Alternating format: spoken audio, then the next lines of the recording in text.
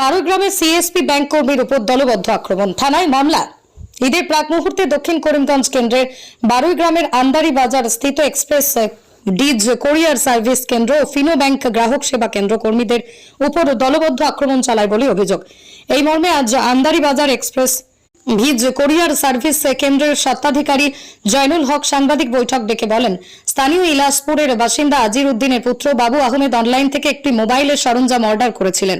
যথারীতি সরঞ্জামটি আন্দারি বাজার এক্সপ্রেস ডিজ কোরিয়ার সার্ভিস কেন্দ্রে এসে পৌঁছেছে, কিন্তু গ্রাহক বাবু বস্তুটির মূল্য না দিয়ে চলে যায়। তখন কিছু কথা কাটাকাটি শুরু হয়। শেষ পর্যন্ত স্থানীয় কিছু মানুষ বিষয়টি সমাধান করে দেন, কিন্তু গতকাল রাত্রি প্রায় 11টার সময় AS 10 AC 8264 অটো গাড়ি থেকে গ্রাহক বাবু আহমেদ, স্থানীয় জনাব আলীর পুত্র খালেদ আহমেদ, আকিব আলীর পুত্র দিলবার হোসেন সহ বেশ কয়েকজন যুবক দলবদ্ধভাবে সেন্টারে অনাধিকার প্রবেশ করার পাশাপাশি তিনি সহ ডেলিভারি বয় আব্দুল্লাহ হোসেন ও তাহির আহমেদকে বেধড়ক মারপিট শুরু করে, এমনকি ল্যাপটপ ভেঙে চুরমার করে দিয়েছেন তারা। এখানে শেষ ব্যাংকে থাকা নগদ অর্থ লুটপাট করে চলে যায় তারা। এতেই ডেলিভারি বয় আব্দুল্লাহ হোসেনের অবস্থা সংকটজনক থাকায় করিমগঞ্জ সিভিল হাসপাতালে প্রেরণ করা হয়েছে। এ ব্যাপারে করিমগঞ্জ পুলিশ সুপারের দৃষ্টি আকর্ষণ করেছেন আন্দারি বাজার এক্সপ্রেস ব্রিজ কোরিয়ার সার্ভিস কেন্দ্রের স্বত্বাধিকারী জয়নুল হক। জয়নুল হক, কি হয়েছে? আমরা এখানে বাড়িগ্রাম আন্দারি বাজার একটা এক্সপ্রেস ব্রিজের একটা নতুন সেন্টার ওপেন করছি, যেটা মানে যারা অ্যামাজন, মেশো বা ফ্লিপকার্ট থেকে যারা অনলাইনে পার্সেল অর্ডার করে এখানে হয়, আর এখান থেকে আমরা ডেলিভারি বয়ের মাধ্যমে আমরা জিনিসটা মানে কাস্টমারের কাছে পৌঁছাই। তো কালকে না 2-1 দিন আগে একটা আমরা এখানে একজনের একটা পার্সেল আসলো, এর নাম হলো কি বাবু, বাবার নাম হলো আজির। আমরা বাড়িগ্রাম জফরগড় তান বাবা কিরানি তান বড়। তো পার্সেলটা আওয়ার পরে আমার নাম জয়নুল হক, আমি এখানে বাড়িগ্রাম আন্দারি বাজার একটা এক্সপ্রেস ভিজর কুরিয়ার সার্ভিস সেন্টার একটা ওপেন করছি। যেই কুরিয়ার সার্ভিস সেন্টারও মেশো, অ্যামাজন, ফ্লিপকার্ট বা অন্য যারা অনলাইন ওয়েবসাইট আছে এরা থেকে পারচেস করে আমার এখানেও সামান হয়। যেরকম ডেলিভারি ইকম এরা এখানে হয়, আমার এখানে এরকম হয়। তো কয়েকদিন আগে একটা পার্সেল আসলো আমার এখানে, একজন বাবু নাম এর নামে একটা পার্সেল আসলো। বাবার নাম হইল গিয়ে আজির উদ্দিন, বাড়িগ্রাম যখন বড় কিরানি তাই পাঠাইছি। পাঠানোর পরে বাবু যে তাই মানে বাই ফোর্সফুলি মানে পার্সেলটা ওপেন করাইছেন, কিন্তু আমরা খোয়া হয় যে পার্সেলটা ওপেন করিয়া না দিবার লাগিয়া, কারণ কাস্টমারের নেয় না, যদি অ্যাকসেপ্ট করে না, যদি লাগে এটা জিও করে লিও আর ক্যান্সেল করে দিও, কিন্তু পার্সেলটা ওপেন করিও না। যেটা আমরা পোস্ট অফিসের মতো আমরা খালি জিনিসটা দিতাম বা কেউ রিটার্ন করলে ওটা আনতাম, আমরা ও কাজ, আর কোনো নেক্সট কোনো কাজ নাই আমরা, ওটা আমরা করেছি। তো সেম জোর জবরদস্তি বাই ফোর্সফুলি পার্সেলটা ওপেন করছেন, কইছেন ডেলিভারি বয় যে এরা কইছেন যে ওপেন কর, আমি টাকাটা তোর দিমু, বা টাকাও দিছইন না, পার্সেলও নিছইন না। ডেলিভারি বয় না তাহের আহমেদ, ডেলিভারি বয় নাম তাহের আহমেদ, আরেকজন আছে আব্দুল্লাহ। তে তারা উঠিয়া কইছেন মানে তোমার নিতাম না, মানে পার্সেলটা নিছইন না তাই ওপেন করিয়া বাদে যে আমি ডেলিভারি বয় যে এরা কিছু বকাবকি করছি, কইছি উঠিয়া তোমার দানটা খোয়া হয়েছে, পার্সেলটা এগুলা খুলিয়া দিতে হয় না, এখন খুলছো তুমি যে তোমার লস খাইবাই, কারণ মেইন হেড অফিস এটা অ্যাকসেপ্ট করতো না, বলে আমি কিছু বকাবকি করছি।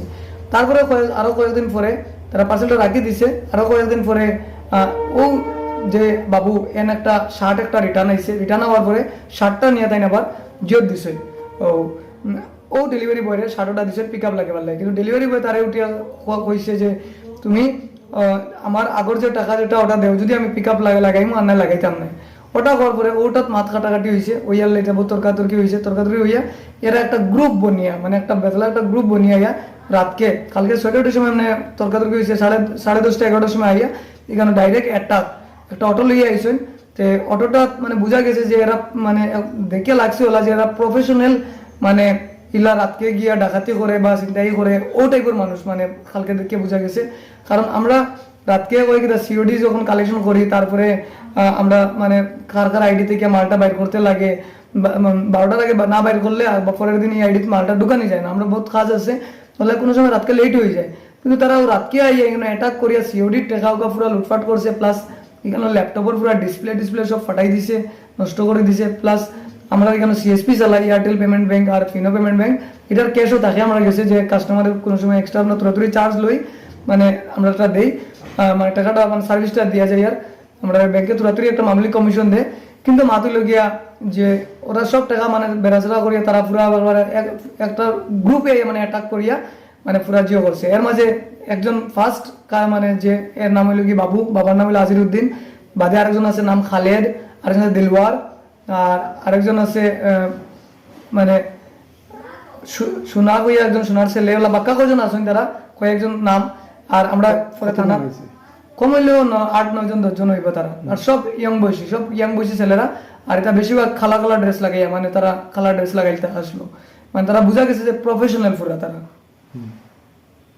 তখন আপনি কি তার ক্ষয়ক্ষতি পরিমাণ তখন ক্ষয়ক্ষতি আমার যে এক্সপ্রেস ব্রিজের যে হেড অফিস তারা আমি মেল করছি, প্লাস আমি এরা কইছি স্যার আমার লগে ওরকম ওরকম হয়েছে, তাই জন্য কইছেন ঠিক আছে তুমি এফআইআর কপি আমরা দেও। আমি থানাতে এফআইআর কপি দিছি, তো এফআইআর দিছি, দেওয়ার বাদে কপি ওটা ফাটাইয়াও দিছি আমি এখানেও। তো এখন তাই কইছেন উঠিয়া ঠিক আছে তুমি দেন জিও করো, মানে আমরা যতটুকু সাপোর্ট লাগে করবো। আমি উঠিয়া কইছি দেখুন স্যার এখন ইনো টাকা চিন্তাই হয়ে গেছে যে জায়গা আমি আপনার তো টাকাটা আমি যখন কিলা দিতাম আপনার তো কইন, আর আমার লাগছে না যে ইলা হইব লাগছে না। বাদে উঠে তাই না কইছেন তুমি তো মানে তোরা ধ্যান রাখতে এটা রাতকে ইলা জিও করতে না, এটা একটা আসেন ওরকম রাতকে ওরকম তারা খরেন অটো দিয়ে লিয়া ডাকাতি করেন তা করেন। তো তুমি মানুষ চিনি লিছো বলা, তুমি থানাত যাও এফআইআর করো। থানাত গেছি, এফআইআর করছি, সপ্তাহ করছি। থানার আমার ইনচার্জ স্যারেও কইছেন উঠিয়া, বা ওসি স্যারেও কইছেন, বা অন্যান্য যে স্যারের লগে মাতিছে সবাই কইছেন 100% আমরা অ্যাকশন লইমু এটার উপরে, যাতে এটা অন্য কুরিয়ার সার্ভিস সেন্টার যারা আছে তারা লগেও এটা না হয়। ওটাও ক্ষয়ক্ষতির পরিমাণ এখন ক্ষয়ক্ষতি তো হয়েছে, এখন ক্ষয়ক্ষতি তো আমি চার্জ করি আর যে প্রশাসনকে চার্জ করি আর যে এর কাছ থেকে লইয়া দিবার লাগে। কারণ কত টাকা অ্যামাউন্ট হইব খরচ? অ্যামাউন্ট আছে গিয়া আমার সিওডির কালকে কালেকশন হয়েছিল অ্যারাউন্ড 20,000 টাকা, মানে পার ডেলিভারি বয়ের কাছ থেকে, মানে যেটা তারা পার্সেল দেয় দিয়া ক্যাশ অন ডেলিভারির টাকাটা কালেকশন করার পরে এটা আমরা আবার অ্যাকাউন্টও তারা কোম্পানির অ্যাকাউন্টও লাগিয়ে দেওয়া লাগে।